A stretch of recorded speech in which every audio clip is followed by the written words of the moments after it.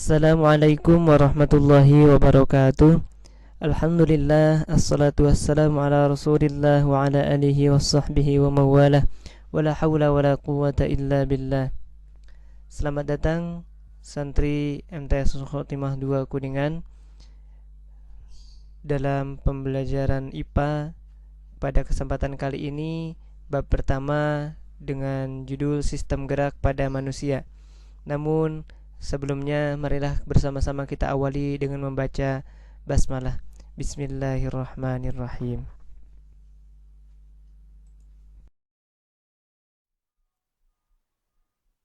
Pembelajaran IPA di kelas 8 kali ini akan dibersamai bersama saya sendiri Asep Abdul Syukur dan juga Ustadz Ayib Miftahuddin SPDGR.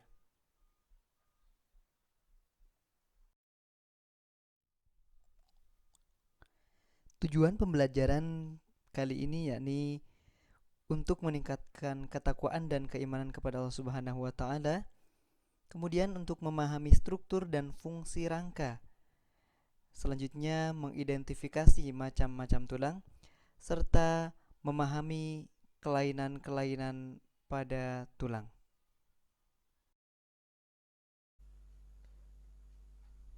Titik tekan pada pembelajaran IPA kali ini yakni akan membahas tentang tulang serta macam-macamnya, baik menurut jenisnya, sifat matriksnya, serta bentuknya.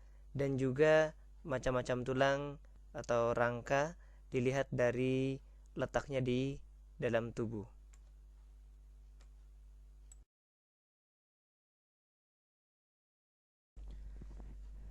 Bicara tentang gerak pada manusia, kita review terlebih dahulu materi di kelas 7 sebelumnya, yang mana bergerak merupakan salah satu ciri dari makhluk hidup. Manusia, hewan, dan tumbuhan dapat bergerak sesuai kemampuan masing-masing. Namun pada umumnya gerak hewan dan manusia terlihat lebih nyata karena memiliki alat gerak dan dapat berpindah tempat, sedangkan tumbuhan tidak terlihat nyata di dalam bergeraknya.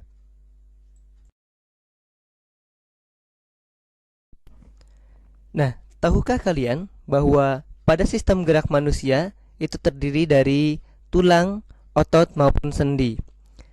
Nah, pada kesempatan kali ini kita hanya akan fokuskan pada materi tulang. Namun demikian, apa sih fungsi dari tulang? Oke, mari kita lanjutkan.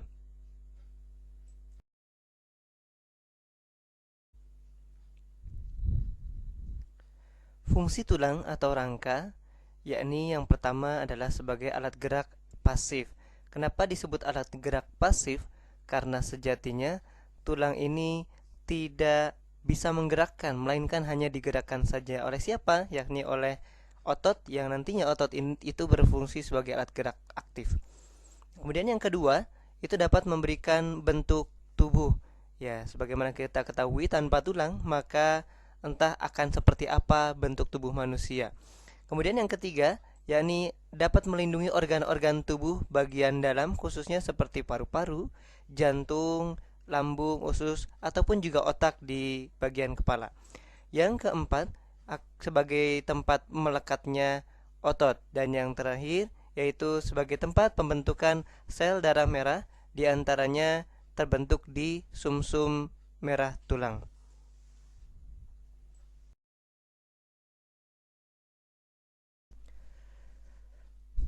Berdasarkan jenisnya, tulang terdiri dari dua macam, yakni tulang rawan atau kartilago dan tulang keras atau osteon. Yang membedakan pada keduanya yaitu komponen penyusunnya, di mana pada tulang rawan memiliki banyak zat perekat dan sedikit zat kapur, sedangkan pada tulang keras memiliki sedikit zat perekat dan memiliki banyak zat kapur.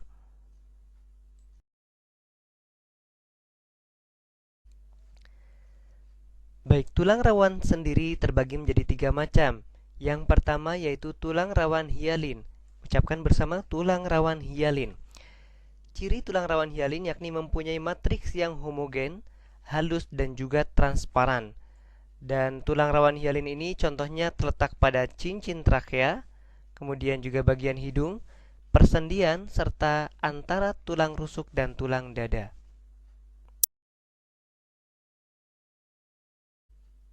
Tulang rawan yang kedua yakni tulang rawan elastis, di mana cirinya yakni bersifat lentur, kemudian mengandung serat elastis yang bercabang-cabang, dan contohnya terletak pada bagian epiglotis dan bagian luar dari telinga.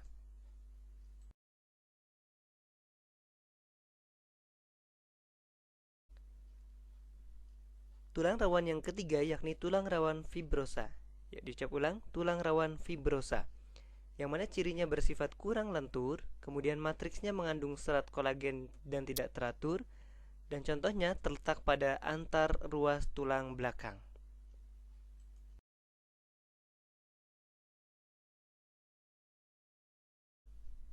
Baik, untuk mempermudah dalam mengingat macam-macam tulang rawan, mari kita nyanyikan lagu berikut ini. Hialin, matriks homogen, transparan dan juga halus. Cincin trakea, sendi dan hidung antara rusuk dan tulang dada. Cincin trakea, sendi dan hidung antara rusuk dan dada. Elastis, bersifat lentur, mengandung serat elastis, terletak pada bagian luar telinga dan juga epiglotis, sedang fibrosa yang kurang lentur antara ruas tulang punggung. Ya, mudah bukan? Nah, maksudnya contoh cincin trakea, sendi dan hidung itu adalah contoh dari tulang rawan hialin. Kemudian bagian tulang antara ruas tulang punggung yang dimaksud adalah tulang belakang. Nah, ini merupakan contoh dari tulang rawan fibrosa. Ya, mudah-mudahan bisa diingat dengan mudah.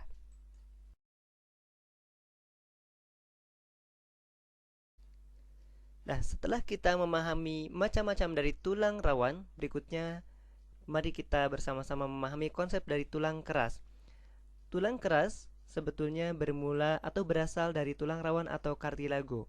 Pada saat masih bayi, tulang-tulangnya masih merupakan tulang rawan, kemudian mengalami proses yang disebut dengan osifikasi. Diulangi, osifikasi atau penulangan. Kemudian berubah menjadi tulang keras atau osteon. Nah, lantas bagaimana struktur dari tulang keras? Maka lihat di gambar di samping. Sel tulang keras disebut dengan osteosit. Ini adalah osteosit. Bagian luar tulang keras dilapisi oleh lapisan yang disebut dengan periostem. Nah, ini adalah periostem. Ucapkan bersama, periostem, yang merupakan tempat melekatnya otot. Dan kemudian matriks tulang keras membentuk lingkaran-lingkaran konsentris atau lingkaran-lingkaran yang terpusat yang disebut dengan lamela. Ucapkan bersama, lamela. Nah, lingkaran sel dan matriks mengelilingi saluran yang disebut dengan saluran Haffers. Ucapkan bersama, saluran Haffers. Nah, kemudian apa saja macam-macam dari tulang keras? Ya, oke, kita lihat slide berikut ini.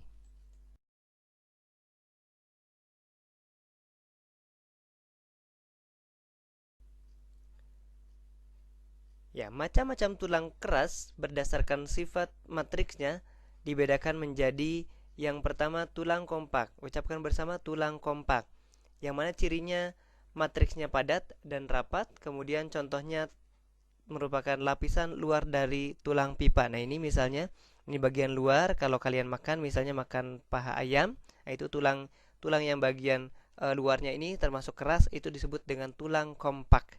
Dan yang kedua adalah tulang spons, yang mana cirinya berongga-rongga, matriksnya berongga-rongga, dan contohnya terletak juga pada tulang pipih atau tulang pendek atau juga pada bagian ujung dari tulang pipa. Nah, ini ya, tulang yang panjang pada paha ayam tadi, itu merupakan contoh dari tulang spons yang berongga-rongga.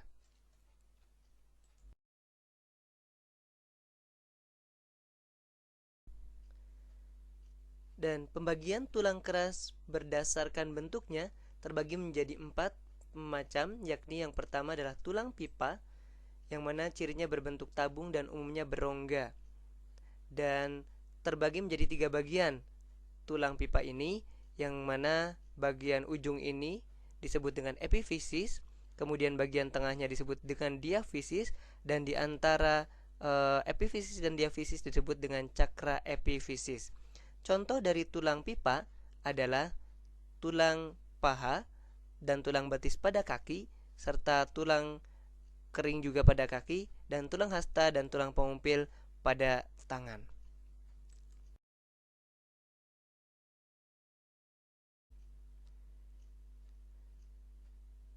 Dan yang kedua adalah tulang pipih, yang mana berbentuk pipih dan berongga, contohnya pada tulang rusuk, kemudian tulang belikat, dan tulang tengkorak. Nah, ini contoh dari tulang belikat yang biasanya bisa dipegang juga di bagian punggung. Yang ketiga adalah tulang pendek, cirinya berbentuk silindris atau pendek-pendek, contohnya adalah pada tulang pergelangan kaki dan tulang pergelangan tangan. Nah, ini contohnya pada tulang pergelangan tangan.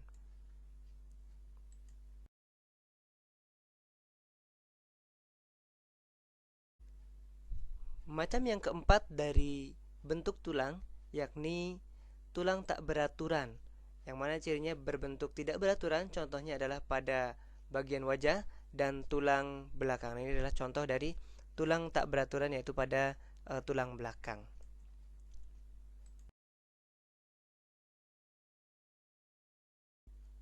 Ya, sebelum kita lanjutkan ke pembahasan berikutnya, sekedar untuk selingan, silahkan jawab tebak gambar berikut ini. Nah, jawab di kolom komentar ya.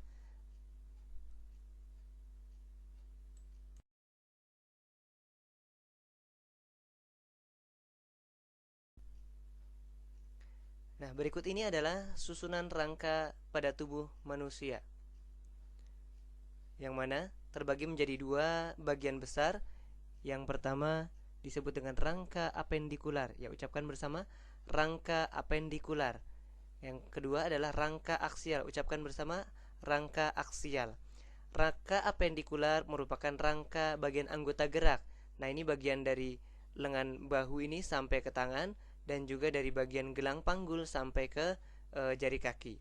Sedangkan rangka aksial yaitu merupakan sumbu tubuh yang mana terdiri dari bagian tengkorak sampai ke bagian tulang punggung atau tulang belakang, lebih tepatnya tulang ekor.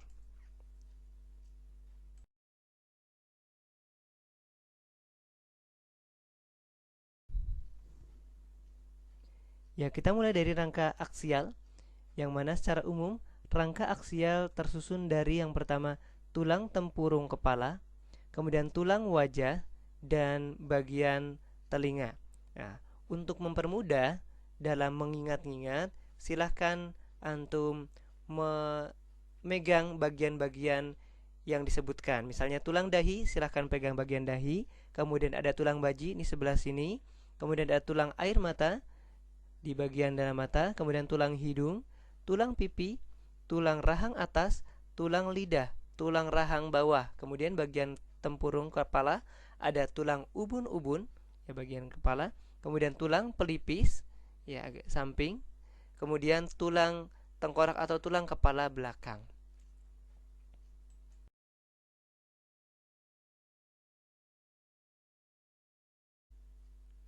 Ya, berikutnya masih di rangka aksial, lebih tepatnya di bagian tulang belakang atau vertebra. Yuk kita sebutkan bersama-sama susunan rangkanya, yaitu ada 7 ruas tulang leher, 12 ruas tulang punggung, 5 ruas tulang pinggang, 5 ruas tulang kelangkang, dan 4 ruas tulang ekor. Baik, berarti jumlah seluruhnya berapa? Ya, jumlah seluruhnya adalah 33. Nah, ini bagian leher, kemudian ini bagian punggung, dan bagian punggung ini adalah bagian tempat melekatnya tulang-tulang rusuk.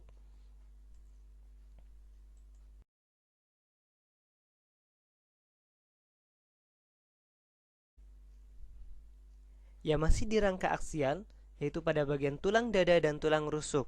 Yuk kita sebutkan bersama-sama mulai dari tulang dada terlebih dahulu. Ini adalah tulang hulu, kemudian tulang badan, dan paling ujung ini adalah tulang taju pedang. Yang mana ini biasanya disebut dengan ulu hati ya. Ini adalah tulang taju pedang. Kemudian bagian tulang rusuk, ini adalah 7 pasang rusuk sejati. Ucapkan bersama-sama, 7 pasang rusuk sejati, 3 pasang rusuk palsu, dan ini adalah 2 pasang rusuk melayang. Oke, masih ingat tulang rusuk melekat pada bagian apa? Ya, 12 ruas tulang punggung. Maka jumlahnya 7 tambah 3 tambah 2 yaitu 12 tulang rusuk ini melekat pada 12 ruas tulang punggung.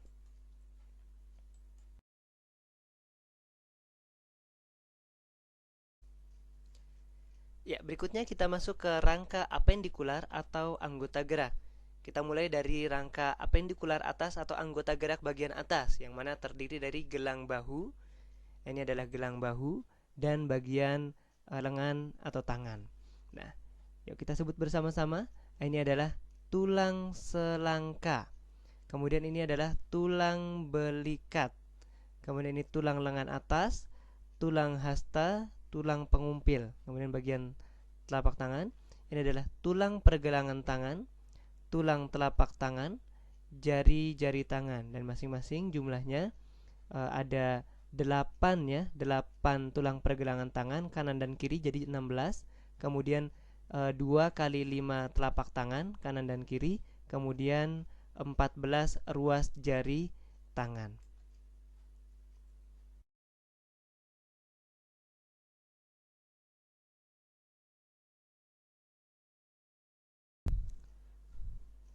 Oke, dan terakhir adalah rangka apendikular bagian bawah atau anggota gerak bagian bawah yang terdiri dari gelang panggul. Ucapkan bersama, ya, gelang panggul, dan juga bagian kaki. Nah, gelang panggul terdiri dari yang pertama tulang usus, ada 2 buah tulang usus, kemudian tulang kemaluan, dan 2 buah tulang duduk. Nah, berikutnya di bagian kaki ini adalah tulang paha berbentuk pipa, kemudian tulang tempurung lutut, tulang kering, yang kecil ini adalah tulang betis juga tulang pipa, serta ada tulang pergelangan kaki yang jumlahnya ada 2 kali 7. Kemudian tulang telapak kaki juga ada 5, 2 kali 5 tulang telapak kaki, dan 2 kali 14 tulang jari kaki. Ya, itulah termasuk ke dalam rangka apendikular atau rangka anggota gerak.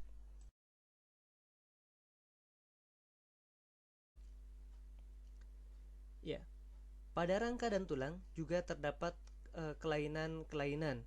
Nah, misalnya yang pertama adalah lordosis, yaitu kelainan pada tulang punggung, yang mana tulang punggung ini melengkung ke bagian depan. Nah, ini ya, melengkungnya ke depan. Untuk mudah mengingatnya, biasanya saya mengingat-ingat lord ke depan, ada D-nya gitu ya. Kemudian ada lagi kelainan kifosis, yang mana tulang punggungnya melengkung ke bagian belakang. Ini seperti orang-orang yang mohon maaf sudah tua, yang bungkuk-bungkuk itu. Dan ini termasuk kelainan tulang punggung melengkung ke belakang yang disebut dengan kifosis. Ya, ucapkan bersama, kifosis. Berikutnya adalah tulang punggung melengkung ke samping, ya, seperti berbentuk huruf S. Ini disebut dengan skoliosis. Ada SS-nya juga ya, skoliosis. Ya, kemudian ada juga patah tulang atau fraktur. Ini juga ada bajang pacamnya. Kemudian ada osteoporosis, yaitu tulang yang rapuh. Yang sebelah kiri ini contoh dari tulang yang sehat. Ya, ini kemudian contoh dari tulang yang rapuh, lebih besar rongga-rongganya. Kemudian ada juga rakitis atau tulang yang lemah atau lunak karena kekurangan kalsium atau vitamin D.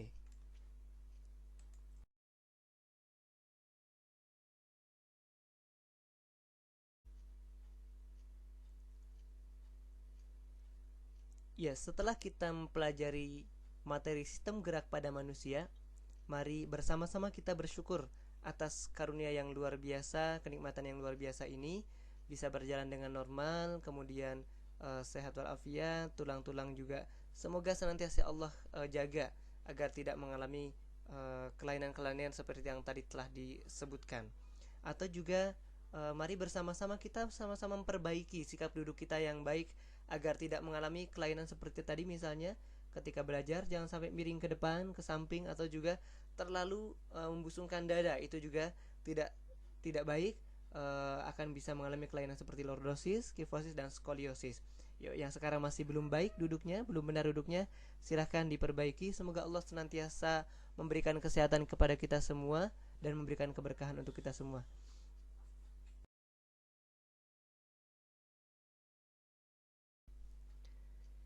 Ya, saya kira demikian pembelajaran kita pada materi sistem gerak pada manusia di bagian pertama, yaitu tulang dan rangka. Semoga bisa mendapatkan materi dengan sebaik-baiknya. Kemudian Allah berikan keberkahan untuk kita semua. Amin ya rabbal alamin. Saya cukupkan kesekian. Mohon maaf atas segala kekurangan. Wallahu muwaffiq ila aqwamit thoriq. Wassalamualaikum warahmatullahi wabarakatuh.